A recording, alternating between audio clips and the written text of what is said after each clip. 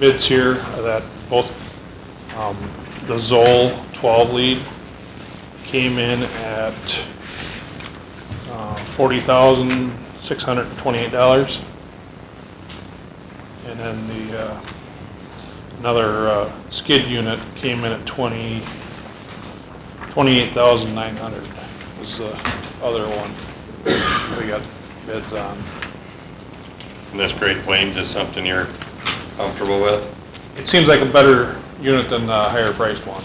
Okay. It's got all stainless steel plumbing and, poly tank, and it's got storage for our long panel stuff underneath in the truck bed and somewhere, an option we didn't know was there, we really like.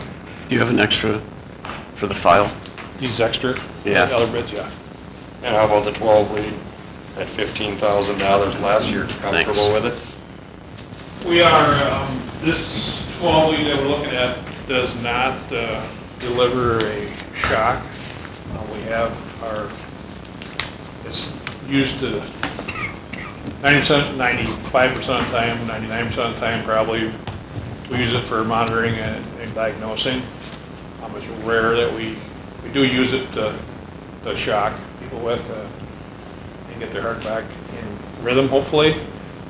This unit doesn't do that, but we have 5 shocking units in the fire department that go, that actually, same brand that goes with it, and it marries together. Cost savings, and it's a lot lighter unit than, or we don't, it's 2 separate units you have to carry in, but they work together. Okay.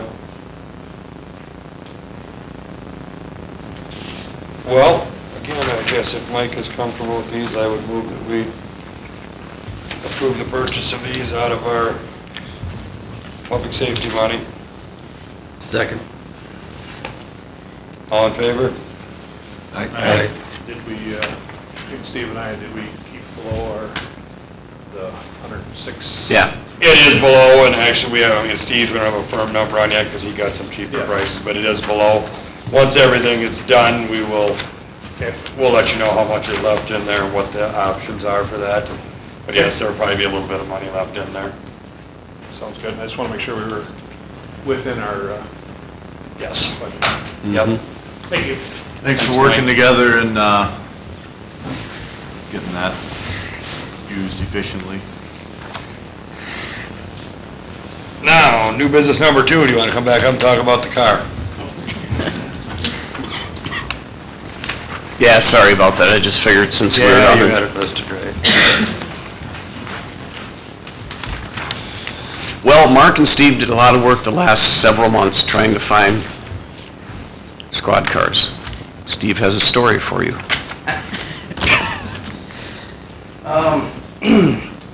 So, the problem with finding a squad car was that there was a strike and a lot of the big 3 basically stopped producing. So, you couldn't order them. Some of them you still can't order. I know Ford has said that anything that is a 2024 build is gonna be, or a 2023 build is gonna be now a 2024, and anything that would be ordered for a 24 is gonna be a 25. Chevy opened up their bidding for their Tahoes, and it was closed within an hour. I don't know that you can even order a F-150, and then Dodge said that you will be able to order, but we have no idea when you'll get them. So, finding somewhere to order one has been very difficult. I have called dealerships all over the United States to find if anybody had anything on the lot. And I found a black Hemi Durango in Tennessee, I think it is. Yeah, yep. Sergeant Vanderbilt was able to get a quote on an F-150 that would be in order. There's no promise as to when that would come in. That quote outfitted came out to roughly $12,000 more than what the Durango would cost. So the Durango is a cheaper alternative. It's black, it's a Hemi, it's all-wheel drive, and it's an actual squad unit. The alternative at one point was starting to look like we were gonna be driving a passenger car, regular civilian model. We don't wanna do that. So this is what I've been able to, source, and we have the ability to, get this thing delivered from Tennessee for $900. On page 2, you can see what the price breakdown is. So the vehicle, the $44,000 is the purchase price. The $54,265 for the F-150 is the purchase price of what the F-150 ordered would be, and then we just don't know when we get it. The big concern that I had with that was when the last time we went on a 4-year cycle, which is what this would essentially turn out to be, the vehicle that we were using for that 4th extra year started to nickel and dime the police department. I think we paid for everything twice. We just don't want to be in that scenario again. The upfit price is roughly $2,000 difference. There is a little bit of a difference there with the upfit quote. I think the current one for the Durango is up to about $20,000, $20 and change. So that has gone up a little bit. The Squad Cam, that's the quoted price. The laptop did go up, because that was an estimate, I think. About $600, you Yeah. included in tonight's estimates. Yep. So the 85 and the 73,690, they're pretty close. They're about $1,000, I think, is where we'd end up, a little over on that Durango. And then the shipping is at $900. I was able to find a one-way ticket, estimate fuel, lodging, stuff like that. The downside to that, if I were to go out, hop in it and drive it back, now you're driving the thing out in Tennessee, some of it's gonna be at night, it's gonna be extended drive time, and then you got miles on the car. I think it's just better to ship the thing. Then it shows up here. $900 is pretty reasonable. Right. For use of your labor, driving the car back. Right. That's a poor use of your labor. So, That'd be something better for Jim to do. Probably. Road trips are great. Just don't do it March 6th, I need you. Yeah. So if there's any questions, I really think the Durango is the way to go. And you described here that there's sufficient funds to pay for this, so, Yes, sir. and your recommendation is to get this Durango. Yes, sir. And then we'll have one that'll hit min bid, or what? One will be replacing, or stepping out?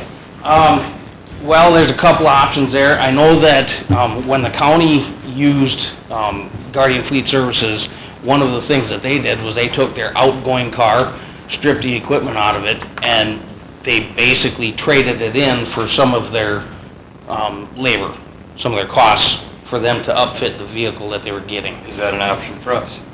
I would imagine it's probably an option. We haven't exercised that yet. That's something that we can talk to them about.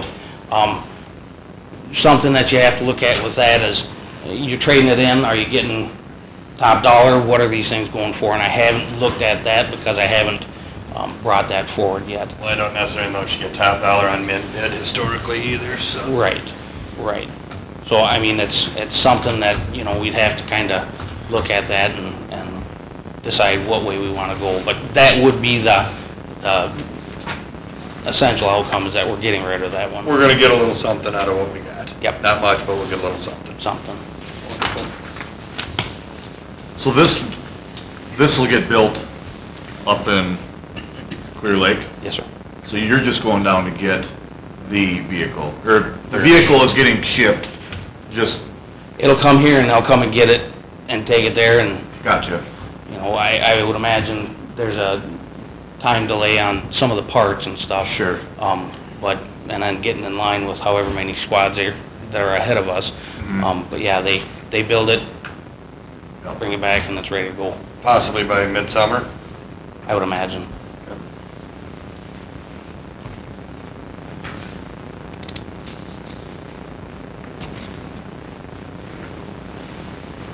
ready? I am. I'd move we purchase this on your recommendation. Second it. All in favor? Aye. Bye, Bill. Thank you, Steve. We're spending a lot of money tonight. We're spending some money tonight. We can loan some out, too. Yep. But we're getting 6.5%, so. I go then? What do you wanna buy?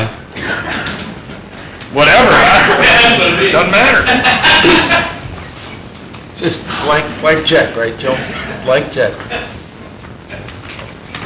Number 3 under new business, we do have a revolving loan fund request for Dr. Benz. Yeah, the EDA met last week, they reviewed a revolving loan fund application, like Andy said here from Dr. Benson. There was 2 elements to the loan originally. One element was $21,718 for equipment at the facility, and then also $46,866 for the major building renovations. The EDA did discuss this, and ultimately at the end, the EDA recommends that we loan out for the building renovations of $46,886. And the local interest rate at the bank, at the Janesville State Bank, is 6.5% for 15 years. Mayor Andy, do you have anything to add? Ivan, you're on the EDA, do you have anything to add? Randy is here as well, if you have any questions. Well, that's pretty much where it came down, I guess. We had a lot of discussion on where to set it, and not giving him the full amount that he asked for. This is where we settled. And the payments will come in just over $408 a month, is what the schedule is for the payments. Yeah, like Ivan said, there was a ton of discussion on how much to give him, and for whatever reason, this is where the EDA landed, and I guess probably our responsibility to back the EDA up on this, so I would move that we... I will say he gave us a very good, business plan. Yeah. And he, says he's, meeting his expectations. And he was in attendance for the meeting. Yes. Nice, they're not always there, but he was there. So the rationale for not giving him the other was, Well, there was a couple of arguments from different EDA members. One didn't want to deplete too many of our funds. One was concerned about the amount of collateral on the loan, which typically on an EDA loan, we basically have 0 collateral anyways, so. okay. There was a lot of discussion on it, but. What did the committee recommend? No, that's where we landed, was 46. Not gonna step in front of that, just wanted a rationale, that's all. So, Mayor Andy made the motion.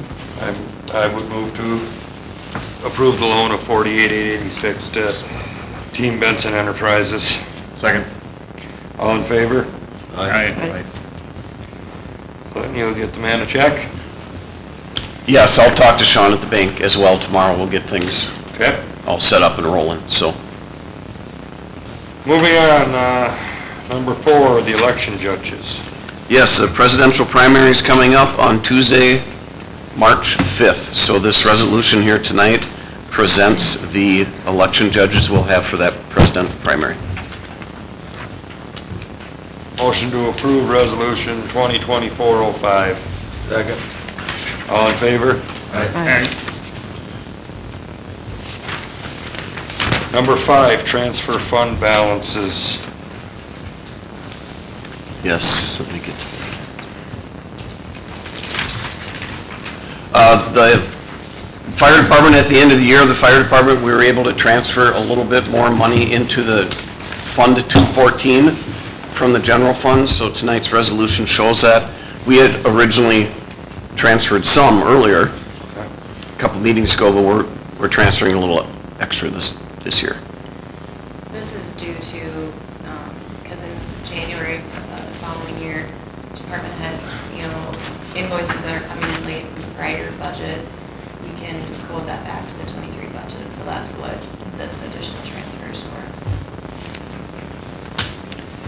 Okay. Motion to approve resolution 2024-06. Second. Second. All in favor? Aye. Your second. I think you... I said Sarah. Okay. Okay, new business number 6, we have a donation to Veterans Memorial. Yes, the John Schmidt family, has donated $200 to the memorial fund, so the resolution accepts that, and it'll go into Fund 801. Will the park board be dealing with that money, or will that go someplace else? It would go to the Veterans Memorial for the, That's Fund 801. yeah, for the pavilion and, Does the park board regulate that, or not? no, Okay. no. And what is that going to be used for then? Yeah, well, I guess whatever the, Yeah, lighting, new light bulbs, replacing signage. A big thing that I just talked to Gary Middleton about, they're gonna be doing some landscaping down there, so something like that. Okay. It'd be nice if we, told the Schmidt family, somewhat what that money might be used for. and I even wrote him a handwritten thank you. There you go. That's what I was going for. Thank you very much. Motion to adopt resolution 2024-07. Second. All in favor? Aye. Aye. Aye. Sarah, you talk too quiet, I can't hear I you. better shout it next time. I'll speak up. Sorry. Sarah, not Surrey. Number 7, donation to Prairie Ridge Golf Course. Some students at the school were able to, just a minute, I gotta shut her off. Shut her off, all right. Okay, anyway. Some students at the school were able to raise some more funds for the defibrillator. We do have it, I did order it, and it's in, we're gonna install it soon at the clubhouse, so this resolution will accept that. The donations that JWP students were able to get covered the entire cost of the unit. Bravo. That's wonderful. Michael, as long as we're on that, I am gonna talk to Mr. Ressler and line something up, maybe we can get, a picture of some of those students or something. This was completely their idea, they brought this to us, they really went above and beyond for it, I'd like to get them some recognition out of it. That'd be great. I'll stay in touch with you on it, I'll line something up with them. Perfect. Thank you, Michael. Motion to adopt 2024-08. I'll second that. Oh, I heard that. All in favor? Aye. Jeez, if you shout at me. Holler at me.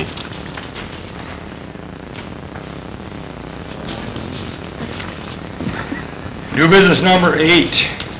Yes, the next couple agenda items here regard a consent assessment for some sanitary sewer work that was needed at the properties.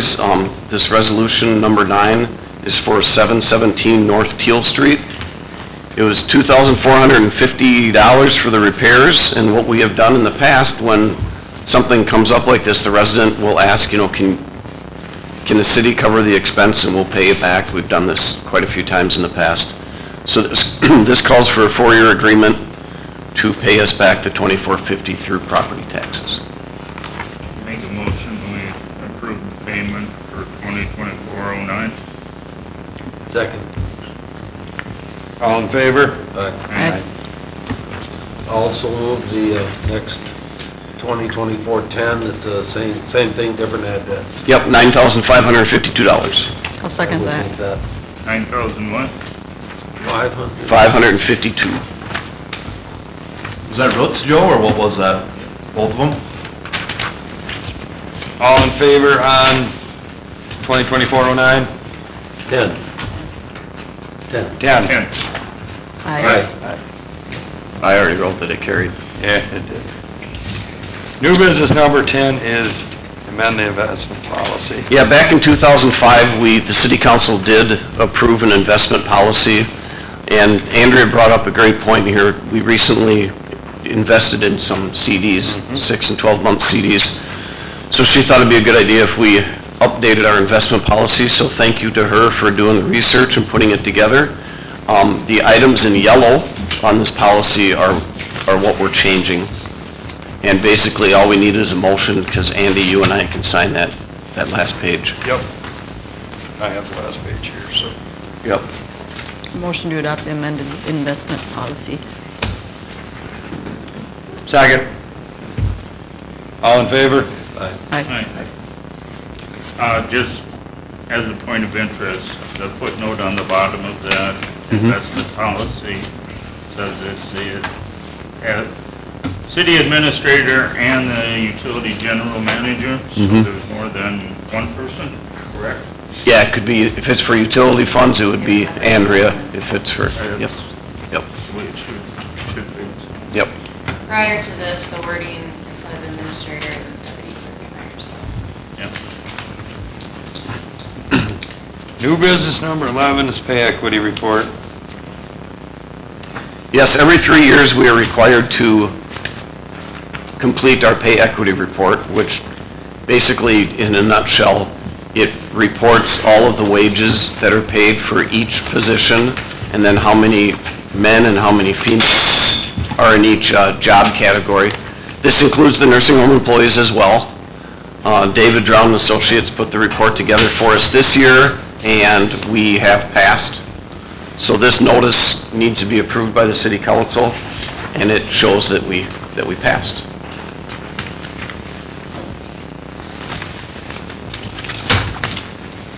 Do we need a motion on this? Yeah. Motion to approve, pay equity report. Second. All in favor? Aye. I have a note too, that you mentioned the BDA completed the report this year, typically Clinton does it, but with that 3-year maintenance program that we have from the class and comp study as part of that. It's part of that. Yep. Actually, I think it is gonna cost a little bit. It isn't, yeah. Motion to adjourn? Second. All in favor? Aye. 8:21.